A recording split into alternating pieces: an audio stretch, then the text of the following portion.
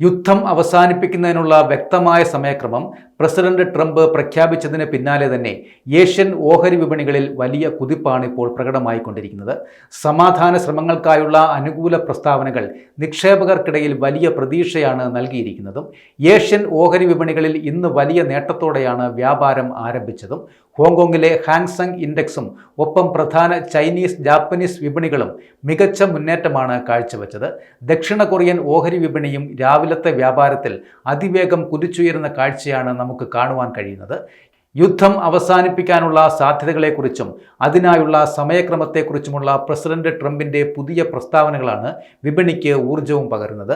നിക്ഷേപകർക്കിടയിൽ ശുഭാപ്തി വിശ്വാസം വർദ്ധിപ്പിച്ചതിൻ്റെ സൂചനയാണ് ഇതെന്നും ഇതൊരു റിലീഫ് റാലി ആണെന്നുമാണ് സാമ്പത്തിക വിദഗ്ധർ ഈ മുന്നേറ്റത്തെ വിലയിരുത്തുന്നതും. അതേസമയം തന്നെ ക്രൂഡ് ഓയിൽ വിപണിയിലും വില ഏകദേശം സ്ഥിരത കൈവരിച്ചിട്ടുമുണ്ട്. ബ്രന്റ് ക്രൂഡ് ബാരലിന് $104 എന്ന നിരക്കിലാണ് ഇപ്പോഴുള്ളത്. വിലയിൽ നേരിയ സ്ഥിരത പ്രകടമാണെങ്കിലും യുദ്ധത്തിന് മുൻപുള്ളതിനേക്കാൾ വളരെ ഉയർന്ന നിരക്കിലാണ് ഇത് തുടരുന്നതും എന്നത് വളരെ ശ്രദ്ധേയവുമാണ്. മാർച്ചിൽ മാത്രം ബ്രന്റ് ക്രൂഡ് വിലയിൽ 60% വർധനവാണ് ഉണ്ടായിരിക്കുന്നതും. സമാധാന ശ്രമങ്ങളിൽ പുരോഗതി ഉണ്ടാകുമെന്ന പ്രതീക്ഷ വിപണിയിൽ വലിയ ആത്മവിശ്വാസം പകരുന്നുമുണ്ട്.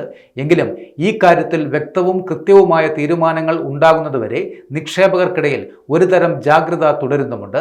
വരും ദിവസങ്ങളിൽ എണ്ണ വിപണിയിൽ വലിയ ചാഞ്ചാട്ടങ്ങൾക്ക് സാധ്യതയുണ്ടെന്നും സാമ്പത്തിക വിദഗ്ധർ മുന്നറിയിപ്പും നൽകുന്നുണ്ട്.